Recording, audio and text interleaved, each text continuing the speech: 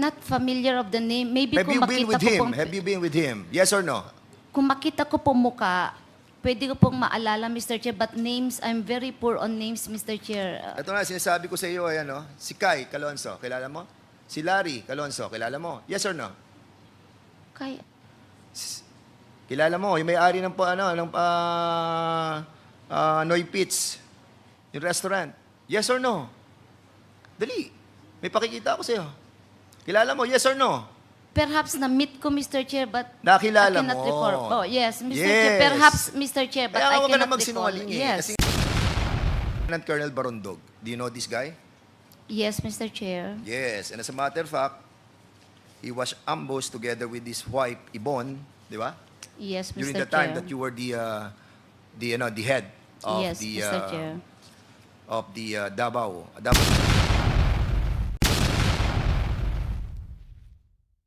Bistado at wala nang kawala itong si Colonel Garma sa mga ebidensya na ipinakita ni Dan Fernandez dito sa Kongreso.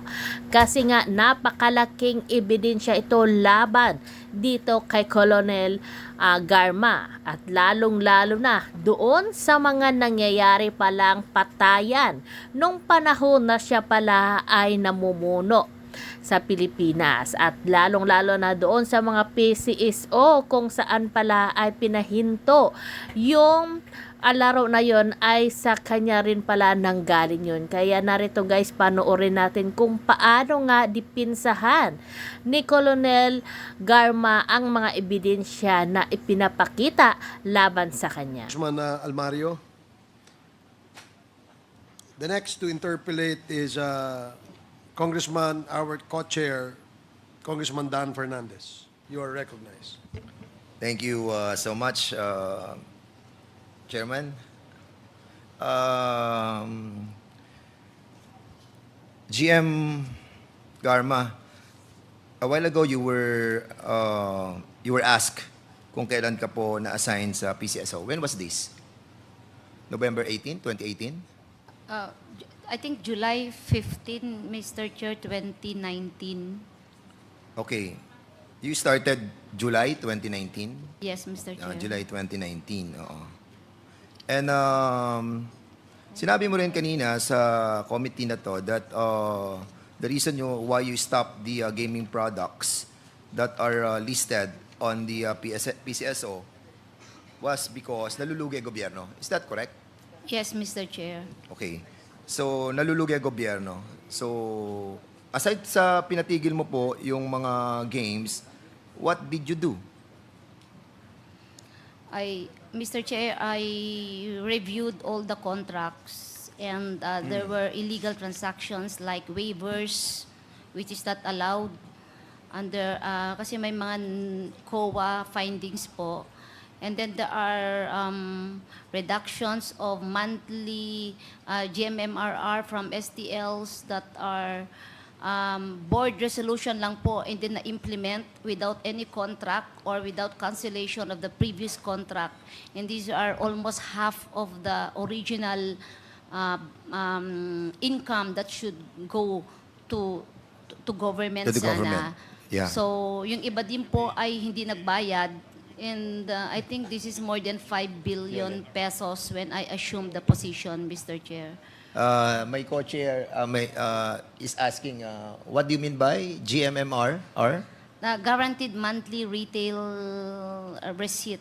That is the guaranteed monthly sales that supposedly, quota, kumbaga, Okay. in layman's term is the monthly quota Okay. of all STLs, Mr. Chair. Chairman, Colonel Garma, I just wanted to show a annual revenue from gaming products from 2016 up to 2023. Can we kindly show the graph? Yan. Okay. Okay. Chairman Garma, GM, I want you to realize that noong 2016, ang kinita po ng PCSO is 39.5 billion.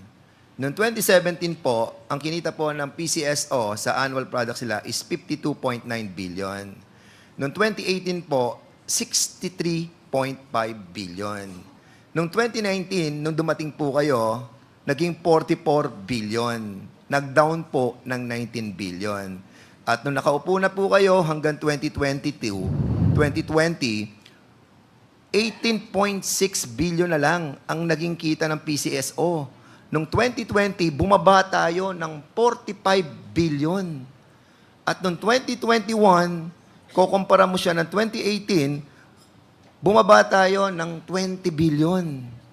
At noong 2022, nung kayo po ay umalis na, bumaba pa rin po tayo ng 6 billion. So, kanina sinasabi mo, the reason why pinatigil mo ang mga gaming products because bumababa ang kita ng gobyerno. Bumaba tayo ng 90 billion sa panahon ng panunungkulan mo. From 2016 to 2018, show the graph again, hindi bumaba. Hindi bumaba ang kita ng PCSO. 2016, 2017, 2018. Pero dumating ka, bumaba ng 19 billion, 2020, bumaba ng 45 billion, 2021, 20 billion, 2022, 60 billion, 6 billion. Why is that so?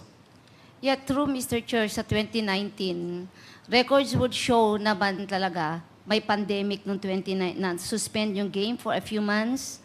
So walang gaming lahat po. So walang kita si PCSO. And then pagpasok po na 2020 was pandemic. And then 2021, we are recovering kasi on and off, may palaro, mayroon mag-close kasi may mag-COVID. So hindi po stable talaga lahat. So yan po yung naging challenge po ng 2020 and 2021.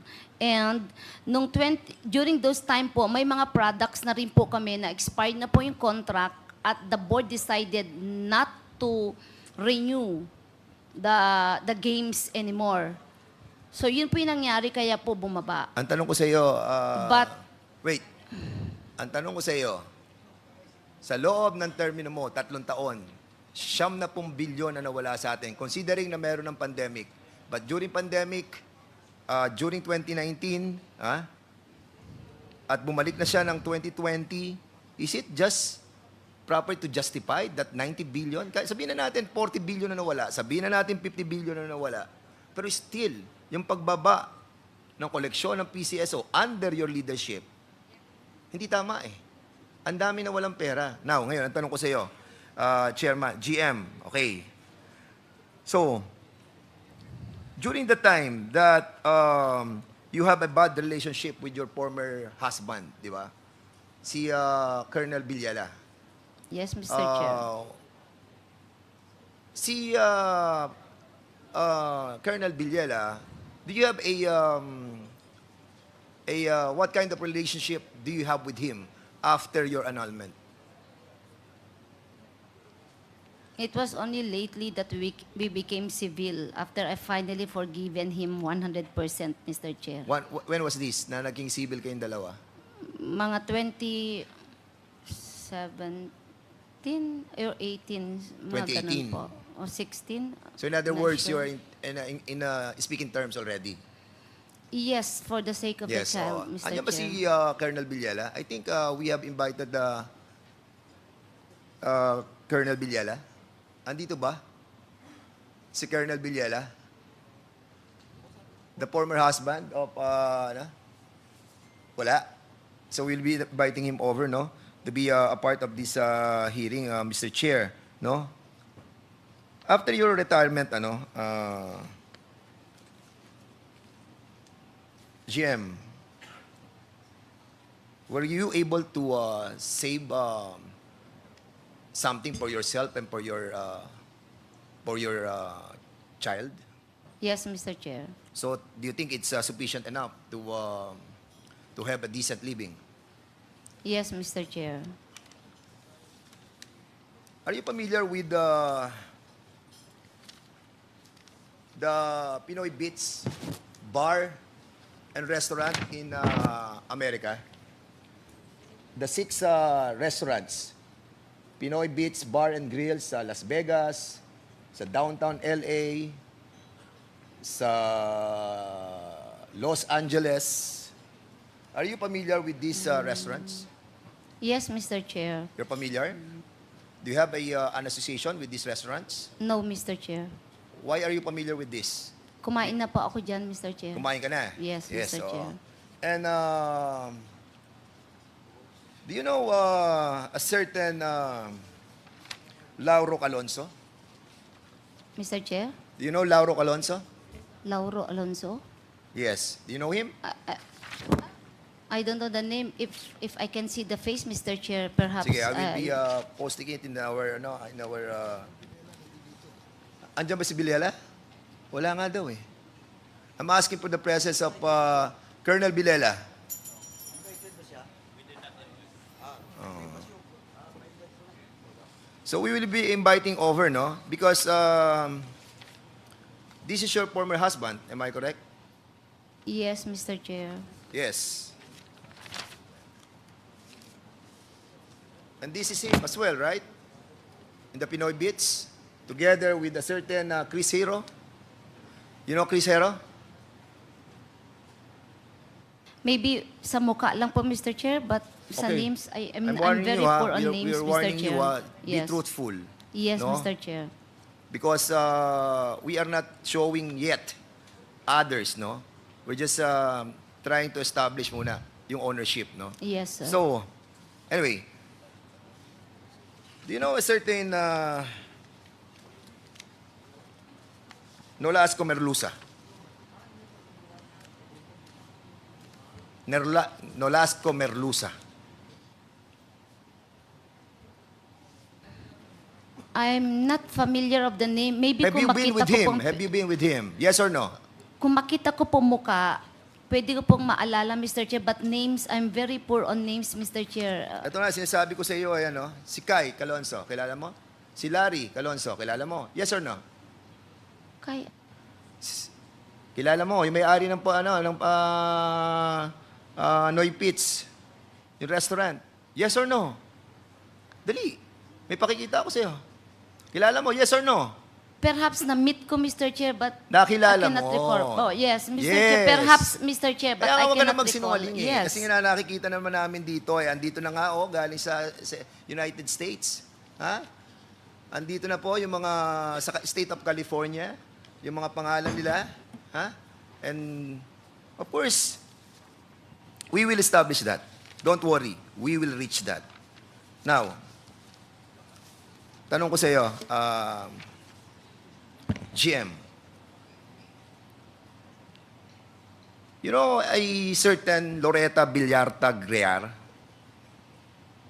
Yes. Yes, Mr. Chair. Pangalan niya Lot Lot, correct? Yes, Mr. Yes. Chair. So si Lot Lot, trusted mo siya, di ba? Yes, Mr. Chair. Yes, trusted mo siya. May I invite SPO for Loretta Villarta Grear on the next hearing, Mr. Chairman? Active pa ba siya? Retired na po, Mr. Retired na Chair. siya. How about Lieutenant Colonel Barondog? Do you know this guy? Yes, Mr. Chair. Yes, and as a matter of fact, he was ambushed together with his wife, Yvonne, di ba? Yes, Mr. During the Chair. time that you were the head of Yes, the Mr. Chair. Davao. Davao ba yun? Davao, Cebu. Cebu. Yes, Cebu. Okay. Itong si Yvonne, Barondog, ano siya? Is he a politician, public servant, barangay captain? W- Is she a barangay captain? When I met her, she was the barangay. She was Correct. the barangay She was a captain. barangay captain of Calamba. Yes, Mr. Correct. Doon sa tinatawag nating Cebu Hilltop. Tama? Do you have a property in Hilltop? Chair. None, Your Honor. Are you sure? Yes, Your Honor. You're under oath. Yes, Your Honor. Okay, wala sa pangalan mo. Wala, Mr. Chair. Yun, wala sa pangalan mo. Nasa iba. Tama? No, Mr. Chair. Okay. Right. So, do you have a former boyfriend from the province of Laguna? A politician? Laguna? Yes. Wala. Wala, Mr. Chair. Are you sure? Again. Yes, Mr. Chair. All right, sige. I'm just asking you, para at least, Mr. Chairman, the reason why I'm asking the relationship, medyo meron lang tayong, hindi lang muna natin divulge, but of course, in the right time, we will. Do you have a property in Santa Maria, Laguna? None, Your Honor. Nan? Wala po. kang kalahating bundok na pag-aari mo sa Santa Maria, Laguna? Wala po, Your Honor. Okay, I will check it out. I'm from Laguna. Rest house sa Bulacan. Bulacan? Yes. Wala rin. Wala po akong resto Alright. sa Bulacan, Mr. Chair. How about a house in Hawaii? Wala din po, Mr. Okay, Chair. wala din. Alright. So, nung nasa PCSO ka, nag-away kayo ni Sandra Cam. Am I correct? It's a love and hate relationship, Mr. Love and Chair. hate relationship. As a And what's the board reason member why ng you have a GM. love and hate relationship with Sandra Cam? Mr. Chair, sometimes we have different opinions, On Mr. what? Chair, Different opinions on what? on some concerns of What is this concern? PCSO. Like what? May example, Oh, what? minsan po sa STL, Oh, why? Ah, Why on STL? when we formulated the IRR, we have different opinions, Mr. Chair, on matters pertaining to waivers, whether it is illegal or legal. So we have different opinions on that matter. Was this issue of love and hate relationship reach the Senate? Mr. Chair, hindi po pwedeng takasan lang sa pag-claim ng personal experience yung ating mga tanong, lalo na nag-occupy po ng mataas na posisyon sa ranks ng pulisya si Colonel Garma. In fact, kung ano yung mga hindi niya na-observe, ano yung hindi niya mga nagawa, kung ano yung mga inustisya na napalampas dun sa Davao City, that can actually point to, at the minimum, Mr. Chair, neglect dun sa trabaho, or maximum, ay pagkonsente o pag-implement mismo nung inustisya para mag-create ng semblance ng peace and order sa mga lugar kung saan siya na-assign. Mr. Chair, punta naman tayo dun sa stint niya sa Cebu bilang police director, dahil nga doon talaga nagmula yung, or yun yung kung paano pinatupad yung war on drugs, no? Yung police operations na actually ay katakot-takot, Mr. Chair. Ganon din ba yung estilo na dinala ni Colonel Garma nung siya ay na-assign na sa Cebu? Paano pinatupad yung war on drugs nung doon na po kayo na-assign? Mr. Chair, during my stint as the City Director of Cebu City Police Office, I intensified police patrol and community relations, Mr. Chair. Although there are also police operations that we conducted, but I was more focused on crime prevention, Mr. Chair. Mr. Chair, kasi kung pinatupad ang war on drugs based dun sa Memorandum 16 na pinirmahan ng unang police chief under the Duterte administration, kasama nga po doon yung sinasabing pag-neutralize ng mga pinaghihinalaang involved dun sa illegal drug trade. At meron pong nag-testify si Colonel Espinido sa nakaraang hearings na bahagi talaga ng pag-neutralize ay yung pagpatay dun sa mga nililabel na mga drug pushers.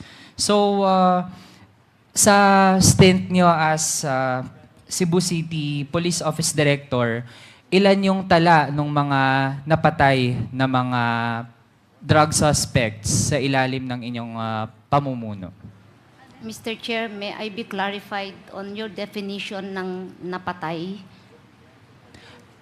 Mr. Chair, ito yung mga, supposedly the police has a record dun sa kung ilan yung mga kinakount nila no, as accomplishments no, dun sa war on drugs. So, yun yung ating tinutukoy and supposedly ay alam yun ng former Cebu City Police Office Director. Mr. Chair, kung namatay po yan at pinatay, I don't consider it a police accomplishment. A police accomplishment is something that you can bring the suspect in para sa hustisya. Pero kung namatay lang dyan, we investigated, it's murder. It's not even considered an accomplishment. It's murder, Mr. Chair, Your Honor. Mr. Chair, it seems na evasive po yung mga sagot ng ating resource person. Consistent po doon sa paano tinatrato ng dating administrasyon yung mga ganitong pagpatay. Hindi lang doon mismo sa loob ng ating mga penal farms, ganyan, pero maging doon sa labas mismo, no? Doon sa ating mga ordinaryong kababayan. So, Mr. Chair, at this point, no, I would end my interpellation and reserve other questions sa iba pa nating mga resource persons. Thank you. Thank you.